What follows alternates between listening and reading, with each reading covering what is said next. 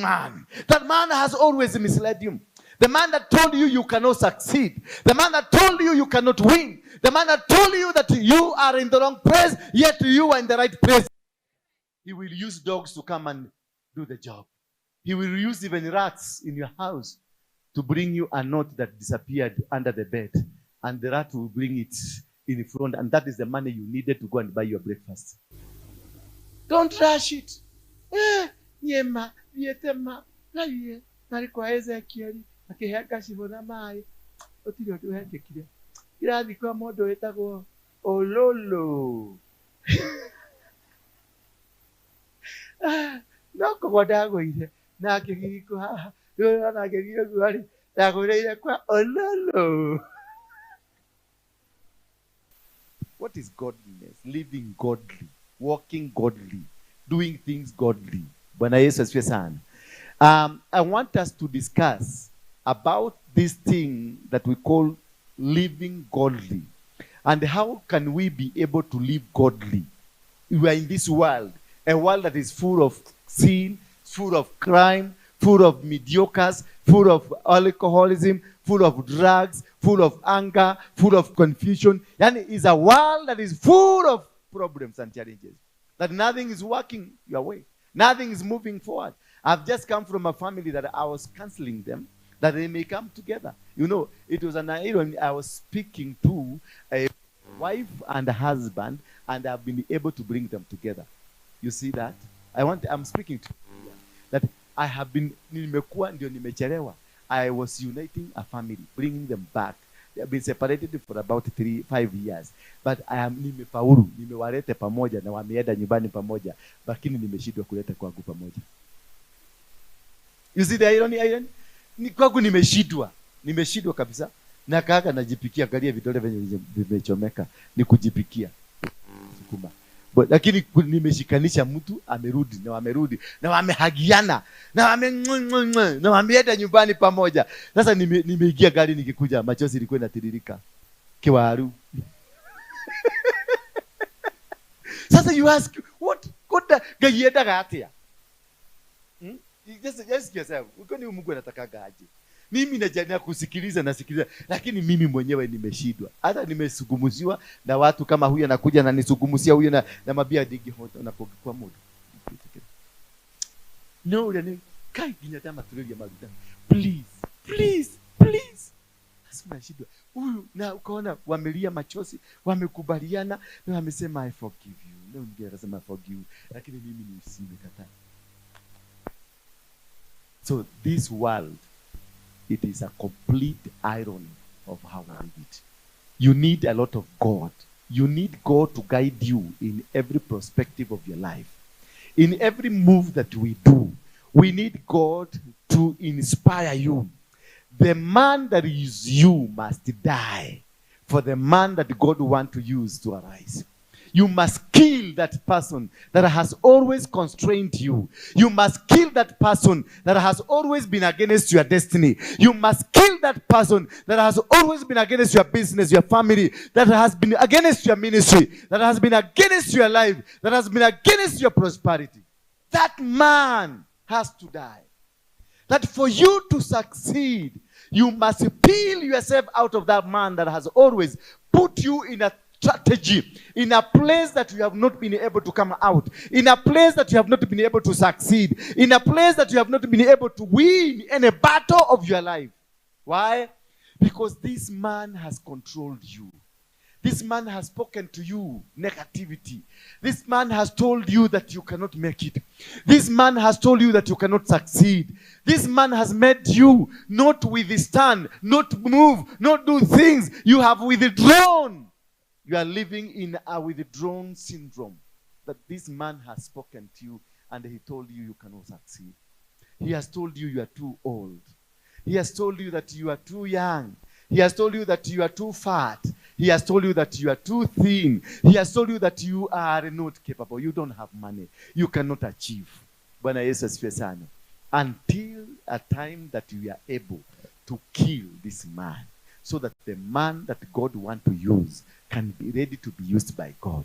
Because the man that God is ready to use is only controlled by the man you are holding. Bwana Yesu asifiwe sana. The man you are holding that has been always been speaking to you and are telling you that it is not achievable, it is not successful, it cannot come your way, you cannot make it. That man that has been speaking to you, you must let him commit. Today we must advocate this man.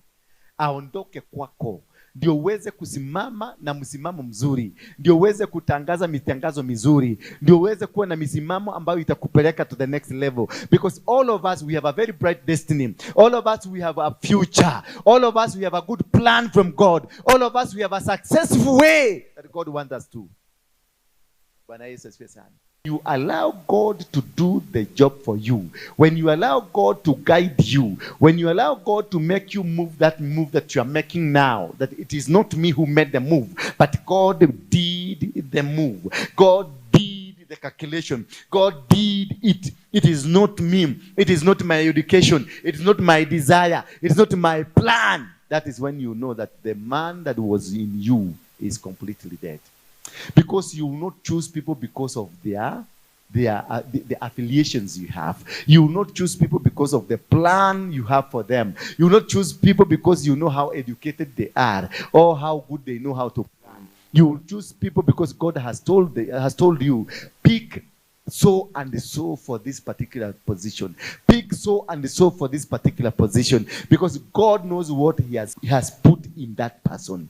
So until you are able to know what is in that person, and it's so difficult for me to know what is in there that God has deposited in Ian, what has deposited in this lady, what has deposited in you, I will not be able to know until you are exposed to it, so that I can be able to know that this indeed it's a calling from heaven.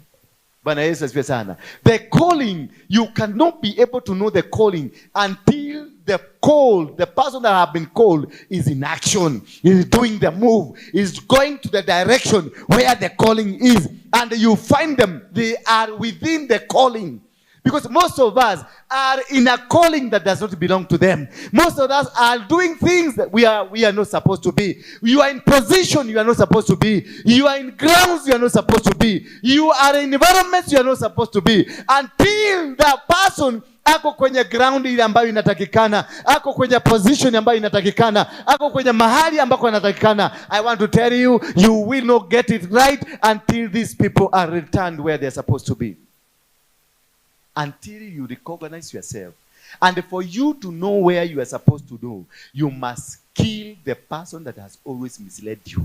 The person who took you to the wrong office. If you kill that person, then you will get the inner person who knows where your destiny is. If you kill that person that misleads you to go to a wrong woman, to go to a wrong husband, to go to a wrong business, to go to a wrong ministry, when you kill that man that speaks to you, then you'll be able to have a man that will lead you where God wants you to be. Bwana Yesu asifiwe sana. So that is the most important for us. And that's the discussion that we'll be having.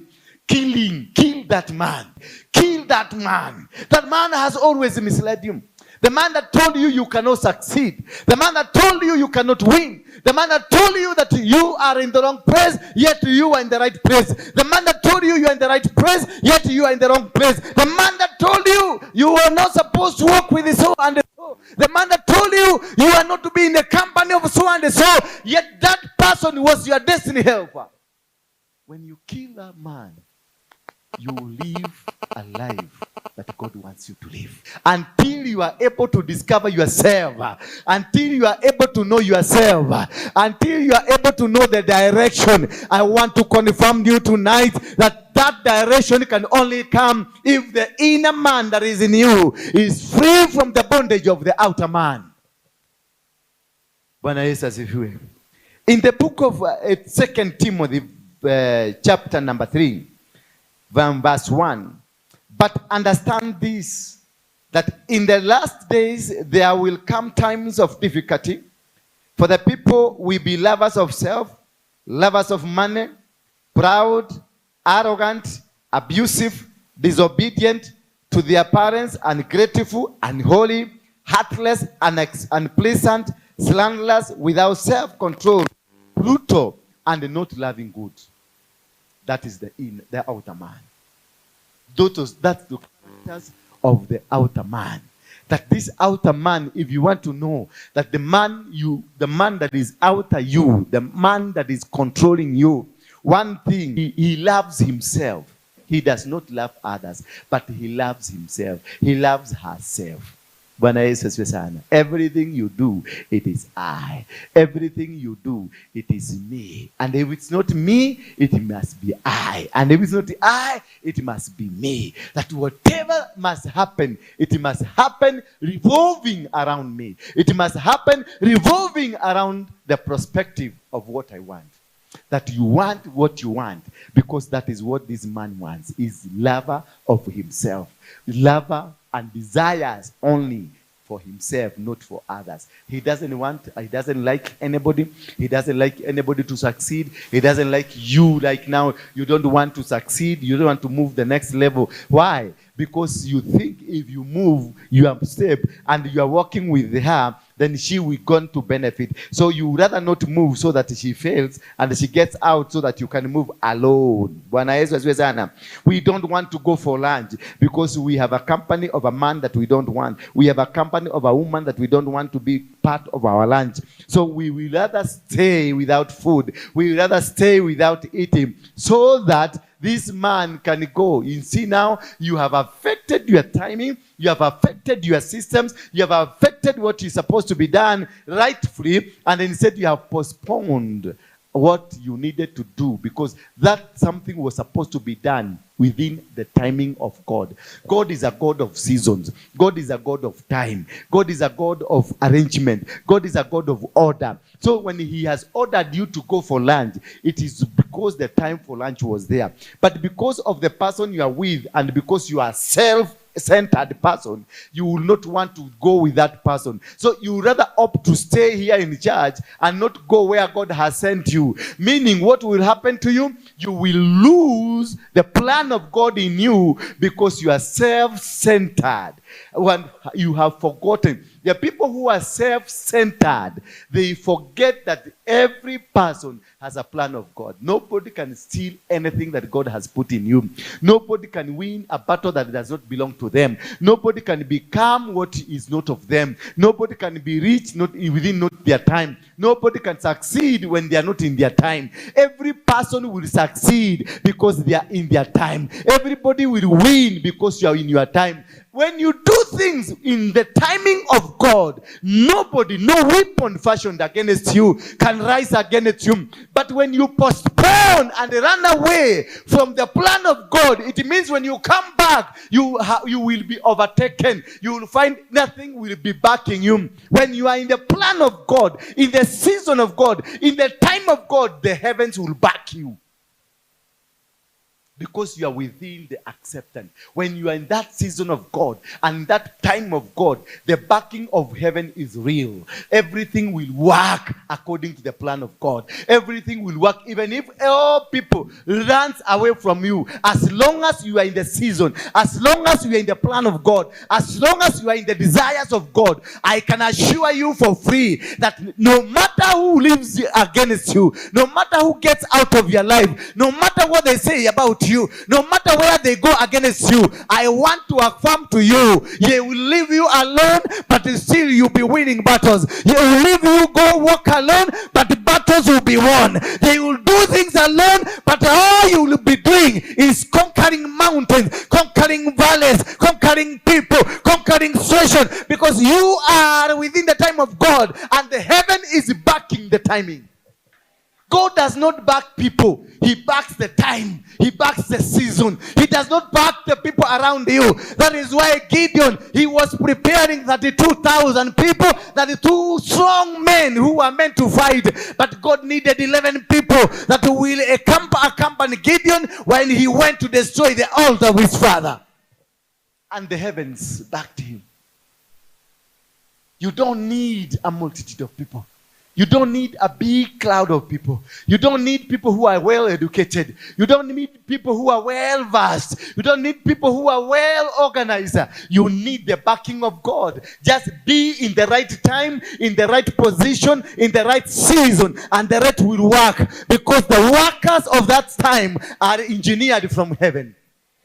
He will use dogs to come and do the job. He will use even rats in your house to bring you a note that disappeared under the bed. And the rat will bring it in front. And that is the money you needed to go and buy your breakfast. When you are acting outside the box of God, when you are acting outside the season of God, when you are acting outside the timing of God, everybody will reject you. Not that they hate you. They will want to help you, but you are not in the season. The heavens is not backing you. Until you are in that position where you sit and the heaven is watching over you. Heaven is smiling at you. Heaven is walking around you. Heaven is touching you. Heaven is talking about you. Heaven is commanding people. The moment you understand that I am supposed to be in Nakuru to this week, and you'll be in Nakuru that week, you will not be worried of what will happen, no matter whether you have money or you don't have money. As long as you are where God wants you to be, you will be successful. People will be commanded, and they will bring whatever that you want, because you become a vessel. They sustain the vessel. You don't struggle, because you are not self-centered. The day you discover that things are not working, you start by yourself and see you are the self-centered man. When things started failing, I started appreciating people, the wrong people for the move, the wrong people for the agenda, the wrong people for the desires of God, the wrong people for the mover of God. Then when you bring in the wrong people in the plan of God, God will stop it. You will be derailed. God will be moving. His time will be moving. His season will be moving the way as planned. But the people that have accompanied you will derail you, and the sun will go. By the time you realize the sun is on, it's set, and you have lost it. Then you will now wait. If this thing happens after 5 years, if the cycle in you, then the season comes after 5 years. Wait for another 5 years to come. And now you are 70 years. Another 5 years will be 75. Then you make a blunder. Then you go to 80 years. Then you make a blunder. That's why the people, they say they have a near success syndrome. The syndrome that you always find yourself, you are near there. You almost got it, but it didn't come. You almost achieved it, but you never achieved. You almost succeeded, but you never. That you come asking, why God? That every time I open a business, it fails. Why God? Every time I have somebody I have catch, that my catch, my blood of the blood. Do you have the blood of the blood, or you have the flesh of the meat? When you're there, catching it, it disappears from your hands. Why? You are either late or you are either ahead of time. But when you are in the time and in the season of God, you don't struggle. You don't fight for it. It will follow you wherever you go. And the moment you connect yourself with your destiny, and that door is opened, nobody is capable of shutting the door. Life will be coming just like that. When Abraham opened the door at Mount Moriah, when he was about to kill his own son because of a command from God, and he did whatever God instructed to him to do, what happened? God came, appeared to him, and God made a covenant with Abraham. He swore to Abraham and told Abraham that you will increase like what? The sand of the sea, and also the stars of heaven. If you are able to count, that is how your generation will come. He again swore to Abraham. He told Abraham that your generation, the enemies of your generation, the entire generation of your life, there is no enemy who will be able to subdue them. Why? Because he did it in the correct time and in the correct season, in the correct place. He told Abraham, the Bible in the book of Genesis 22 says that after these things, God tested Abraham.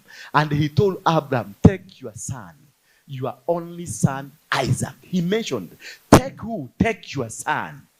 That's point number one. Your only son. And he mentioned Isaac. Hallelujah. The one that you love. Those are three statements that are very powerful. That he told, take your son, your only son. He never left there at your son, your only son. He even mentioned the son's name, so that you know that this is now what is supposed to happen to you. This is what God now is talking about. He is talking about Isaac, and Isaac should be taken to where? To Mount Moriah. Then he told Abraham, once you are in Mount Moriah, there is a mountain I will show you. So not every mountain is a mountain. You must follow instruction that God has instructed you to do. And when they were in the mountain, when he was there, he went and sat down in the mountain. Abraham waited for 3 days for the next instruction. And when he got the next instruction, the instruction was eyes were opened. When you are right placed and right seasoned and right timed, God opens your eyes to see things that nobody can be able to see. Because as they were coming down from the bottom of the mountain, as they were climbing there, where they went and sat down to rest a bit to wait for the next command, the mountain was still there, but the eye of Abraham was not able to see it. The mountain is still there that you are supposed to go, but because the timing has not come, you will have to wait until God instructs you to go there. As he was sitting, he was just grappling with these 3 gentlemen, his son and the 2 servants and the donkey. They were seated there patiently waiting to hear what is the next move from God. And the next move came from God, and the eyes were opened. As he was just looking, he was looking. He has been looking from morning. The mountain he saw, that is where he was looking from mountain, but he had not seen the mountain. Until the clock came, Sasita sharp. Until the clock came, Satisa sharp. That is when God opened, because the time has come. And he is in the right position, right season. Now he was waiting for the clock tongue. And the clock came at 3 p.m., 2 p.m., or maybe midnight or midday. That is when the eyes opened. When they were struggling, when Abraham was struggling with who? With Lutu. They were struggling over a piece of land. Because Lutu had cows, had camels, had goats, had sheep. The same thing like Abraham. He had cows, he had goats, he had sheep. I had everything. But because he was carrying, and Abraham had a lot of issue as he came from where? From his father. Because God had instructed Abraham and told Abraham, do not go with any member of your family. But he chose to go with Lutu because of the mercy he had upon the son of his brother. Hallelujah. There are elements that you are carrying, those relatives you are carrying, those good friends that you are carrying, those good partners you are carrying, those good important people in your life that you are carrying. Kumbe, how they are the problem of your life. They are the problem of your successes. They are problem of where you are supposed to go. They are the problem that will hinder you as you go cruising to the next level. There are people who come automatically into your life, not to make you succeed, but cause you stagnate, cause you to delay, cause you to suffer that stagnation. And the moment you are stagnated, moment you are limited, moment you are delayed, it means your time will be delayed, your season will be delayed, and you will be not in the right place where you're supposed to be. Check out on those people that are with you. No matter how good they are in your life, no matter how important they may look in your life, no matter how special they may look in your life, reorganize you when you realize that these people are not meant for me now. They are not for this season. Or they were meant for me that season, not this season. Do not work with them. Just abandon them and move for the next. Abraham delayed and stagnated, and he had a lot of problem. Remember, because of Lutu, he encountered the Philistines who opposed him, and he had to surrender his own wife and say that this is my sister, because he thought these people would kill him. Not the wife had no problem. He had no problem. But one problem he was carrying, the son of his own brother. This was unwanted figure. This was unwanted person in this company. Because God had told Abraham that take your cows, take your wife and your household, but do not take any family member with you. But he chose because of the mercy. He chose because of sympathy. He chose to carry a son of who? Of his late brother to go with him. Little did he know the representation of the altar of his father Terah has come through this man. Because all what God was trying to destroy, it was to destroy any relationship between Abraham and his father Terah. He was trying to bring Abraham a neutral person, a person that he will use without the baggages of the family, without the baggages of the altars of his father. Because his father, Terah, was an idol worshiper. He's the one who was building the idols that were worshipped by people. So when God chose Abraham, he chose Abraham from a family that was not worshiping him, a family that did not desire to walk godly way. They desired to walk their own way. So every member of the family had been inscribed or prescribed into the plans of Terah, the father, who was an idol worshiper. So the entire family, apart from Abraham, all of them, they were part of the altar that God wanted to destroy. Therefore, that is why he told Abraham, do not go with any one of your family member. Why? Because he didn't want Abraham to be contaminated by the altars of the family. He wanted Abraham to be neutral, to be clean, and to be isolated from the altars of the family. But Abraham never listened. He had some sympathy. And this is what has really costed that relationship I had with you. That sympathy because you are a single mother. That sympathy because you are a single father. That sympathy because you have really suffered. You have really faced the challenges. It has been painful for you. That sympathy causes you the entire damage. Causes you to stagnate.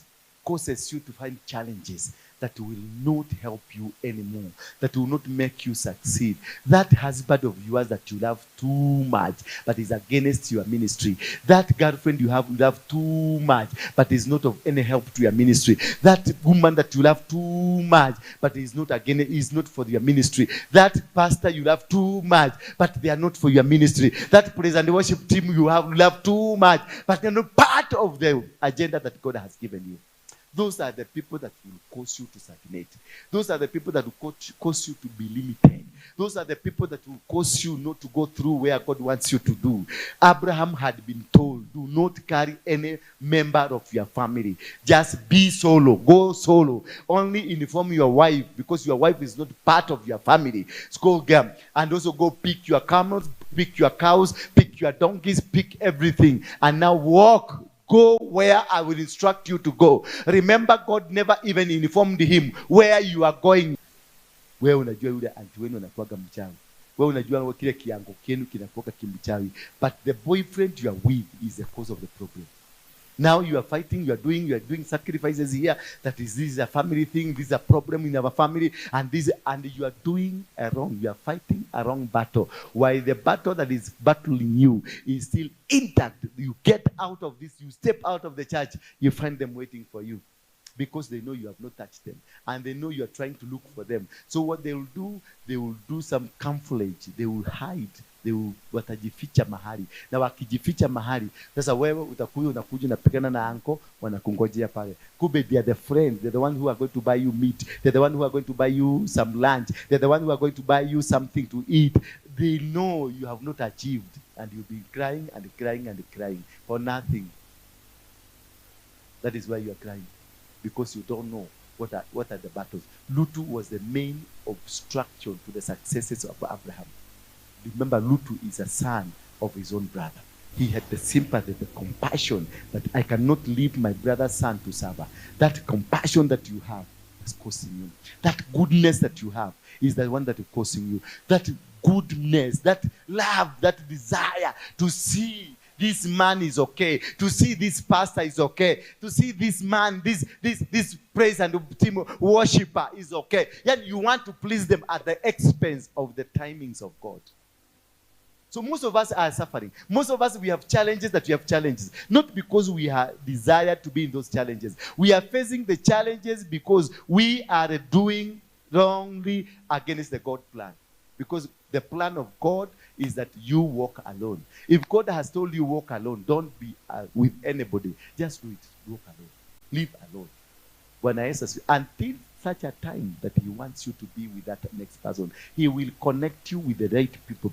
If you allow yourself to walk alone, you allow God to bring destiny helpers in your life. Because when you are walking with this lady and he is not part of the destiny helper, it means you have blocked somebody else. If I took this lady to become my girlfriend, and yet this is my wife, she will not come in.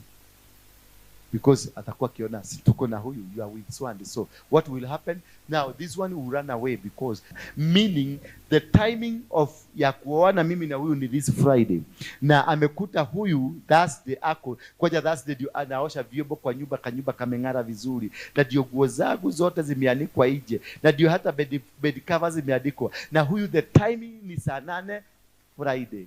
Akuja kuta kila kitu iko, anasema please, nakupenda lakini I cannot handle this.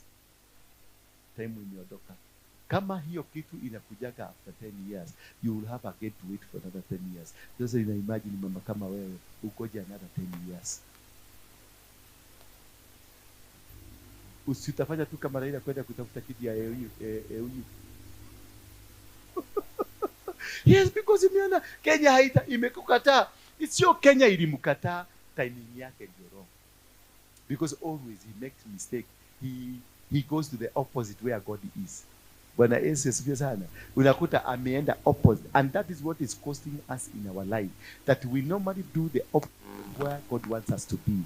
God has instructed you to do. You will walk with these people. This is the one that is going to lead here, and this is the one that is going to lead here. When Gideon was sent, he was sent to the river, and he was told by God, go tell these people to drink water.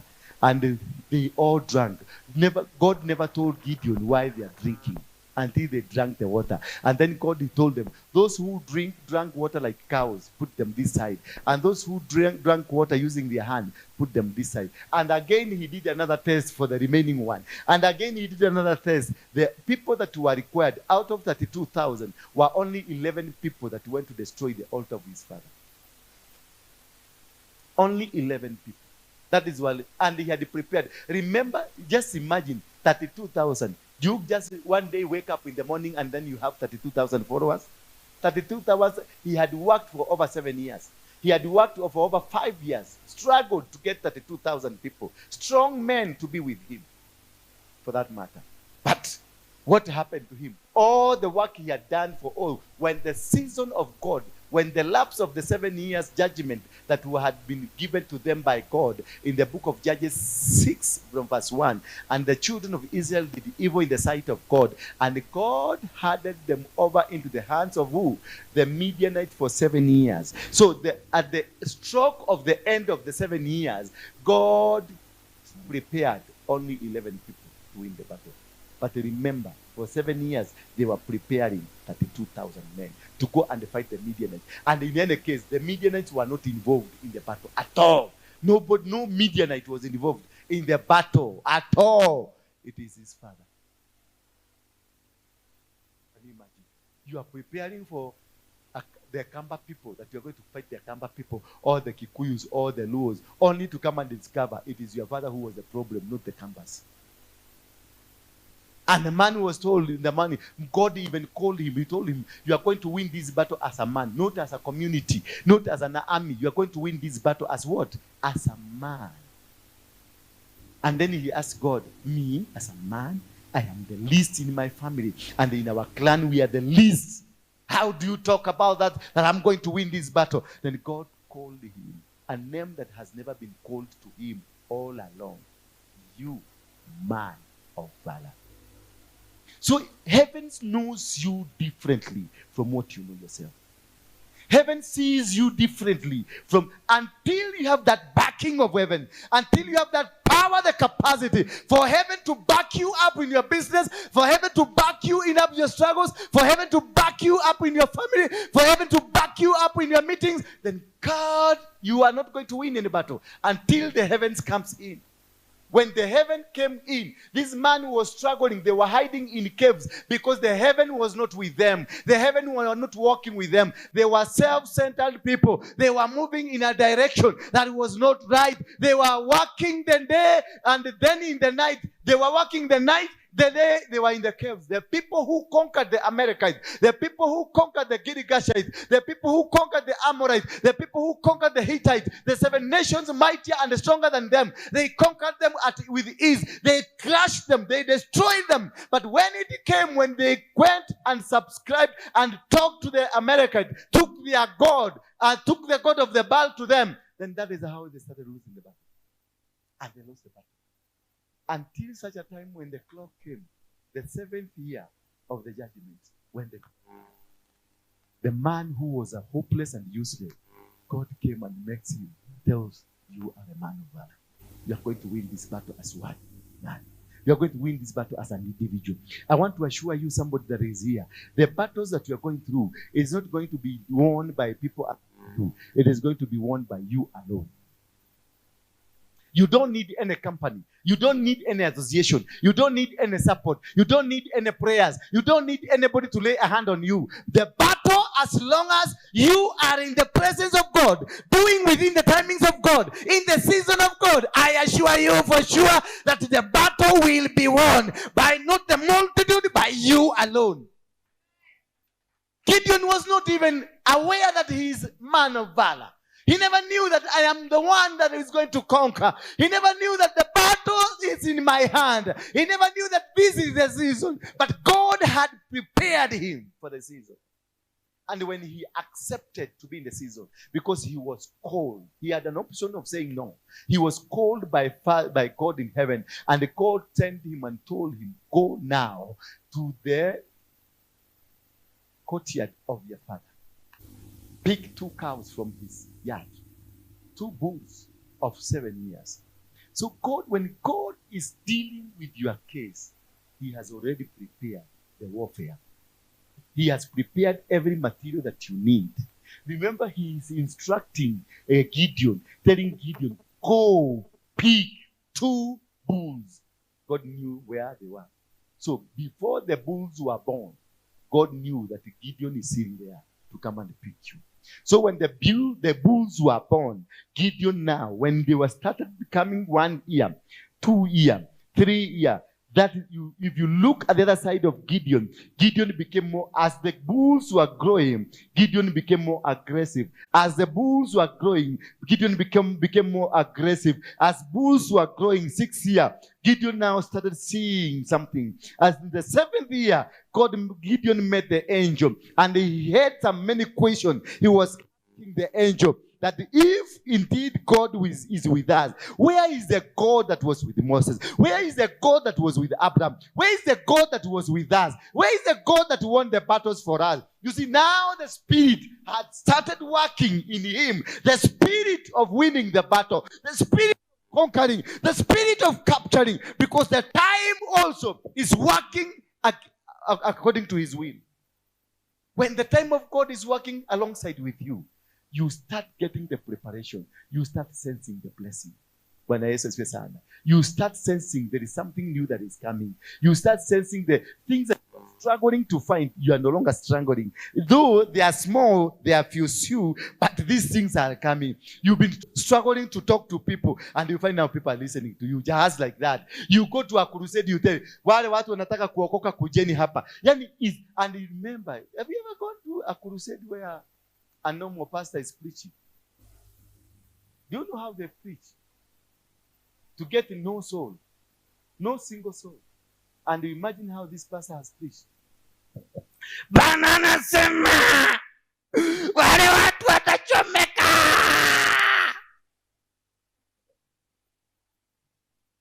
Mpaka anauza vitisho venye mtachomeka. And then he describes the fire, how you will burn. And nobody is afraid of that. They're just looking at you. Once you have finished, they go. They leave you there. Unawaitisha sadaka, nobody gives you. Because you are not within the brackets of God's will. But when you are within the brackets of God's will, nobody will resist you. Everyone will come towards your direction. And those people carrying that what you want, that is supposed to be with you, anything that you need for your success, anything you need for your next move, anything you need for your move that God wants you to be in, we have been prepared. Gideon, when he started engaging, when the angel came and appeared to him, remember when these bulls were 7 years, remember the judgment came when? 7 years back. So when God released the judgment, he also released the bulls. Hallelujah. When God said, these guys, you are going to suffer for 7 years, He also created the bull because at the end of the judgment, God knew that these bulls would be used to cleanse this society. So as you pursue to understand God, as you pursue to move the direction of God, as you pursue to do the will of God, know that the accompaniment you need for the journey you have, they are already there. Don't struggle, don't cry, don't be bothered, don't be perturbed, don't jump up and there, don't try to fix things to work in your favor. No, do and sit in the will of God, because every other component for your success, it is already placed. These things, they work that way. They don't work because you are a good planner. They don't work because you are wise. They don't work because you are well connected. They don't work because you know how to speak. They work because you are within the timing of God. So sometimes you have been prayed.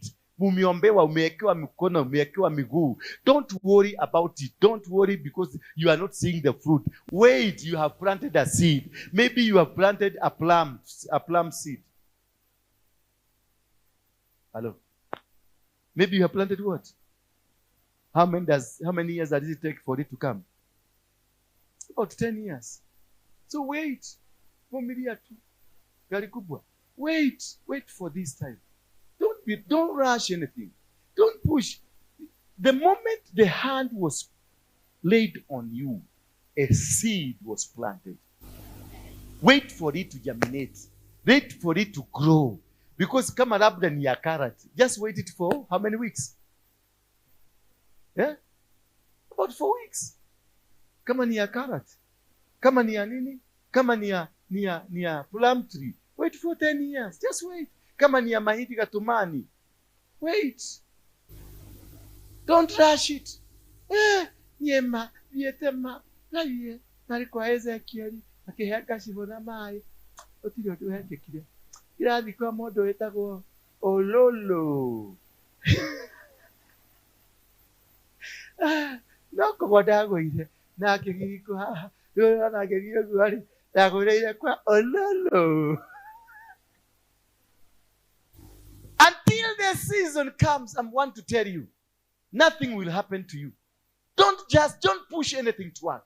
When you push it, you become self-centered. You become selfish, lovers of your own desires. You don't desire to be controlled by God. You don't desire to work for God. You don't desire to listen to God. You don't desire to be obedient to God. The moment you don't desire to be obedient to God, you want to plan, you want to push, you want to do, you want to circumvent things. They are not going to happen. You'll be frustrated. Most of you are getting frustrated. Why? You are getting frustrated because you want to push the time. You want to push the season. You want to push the moment. You must be in the correct place, be in the correct time, and the season must favor you. And when all this will happen, nothing will be obstructing you. You'll be doing things and people will be wondering, kwani watu wengine walifanya Mungu nini? Just plan yourself and work in the season. Plan yourself and work in the timings of God and be in the right place. There are 3 things that you must work on. Be in the right place, in the right season. See, when Isaac was about to cross to Egypt, he told Isaac, go back to Ai. Go settle there. Don't go to Egypt. I'm going to bless you there. When he went back to where he was told to go and sit, because he was in the season and in the right place, the season and the right place and the right time, he planted in the dry season and he harvested. And the Bible says in the book of Genesis 24, and the man became rich. Not only rich, the man became wealthy. Hallelujah. Out of a dry season, out of a mockery, because everybody was like wondering, akalia kimutu hiki, kimutu kimujika kinapanda, because he went and collected every seedling that they have. Media mahindi zote walikuwa wamebakisha seedlings za kupanda. He went and they brought to him. They gave him because he was a fool, and they will take money from him because this man was stupid and he was a fool. When the season is on your side, they will see a foolish man, a foolish woman, but the result will surprise them. Bwana Yesu asifiwe sana. the result will be something of another level. Because when he was planting, they were coming mocking him. They were laughing at him. They were seeing a fool. And they brought every seed. God makes sure that he does not leave these people with anything they can use against you. Hallelujah. When you're in the season, he takes all ammunition away from your enemies, that they will not have anything to come and fight you. When these people discovered this man is the season was on his side, the mahidi zinakuwa, maharanga zinakuwa, na kila kitu zinakuwa, they went to the store, they discovered they had all given everything to Isaac. They didn't have anything to plant. So they were subdued and waited until chakula ya Isaac ikue, until Isaac ikue, mahindi ya Isaac ikue. When it grew, nobody else, entire nation, nobody else had food. And the man became powerful. When the season, God prepares everything. He disarms them to make you powerful. And you'll be powerful. And they'll be looking at you asking, what makes this man powerful? What makes this woman powerful? The man became powerful until the king himself had to come looking for this man, because he's the only one person that was controlling the central bank of food. The only man that had food. So even the king depended on this man. Even all the soldiers depended on this man. He dictated. When you are in your season, you dictate terms. Bwana Yesu asifiwe sana. They will not come and tell you that today you unafaa kufaa hivi, unafaa kwa. No. When you are in your season, they will try to imitate you. They will do like you. And let me tell you one thing. All the preachers, when I started preaching about the altars and the covenants and all those kind of things, every preacher, previously, that was a topic no preacher would want to touch. But when I opened up the topic and the people started talking, every preacher now is an expert of what Waruinge says. They even know better than Waruinge. Why? Because I dictated the terms. Bwana Yesu asifiwe sana.